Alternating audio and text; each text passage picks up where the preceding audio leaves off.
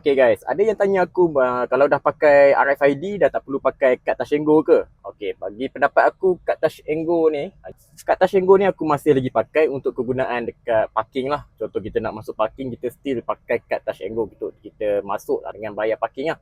Jadi kad ni masih lagi digunakan, cumanya bila aku travel aku dah tak pakai sangat lah kad ni. Just pakai standby untuk bayar parking ataupun untuk pergi naik public transport ke whatever lah untuk pakai kad Touch 'n Go ni.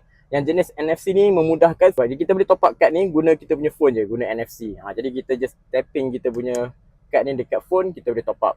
Memang senang jugalah kad ni. Jadi kalau korang nak dapatkan kad ni juga, aku dah sediakan bag shopping yang dekat bawah ni, korang boleh tekan kat situ. So RFID sangat penting. Kalau korang nak dia detect cepat, korang letakkan dekat bahagian lampu. Jadi dia scan awal, so palang tu akan buka cepat lah compare kalau macam korang letak. Macam aku letak kat cermin belah atas kan.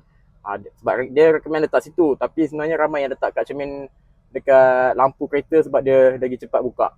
Kalau dekat cermin yang belah depan ni, dia jadi lambat sikit lah. Jadi kita rasa macam tak buka ke? Padahal dia nak buka dah sebab dia lambat sikit detect.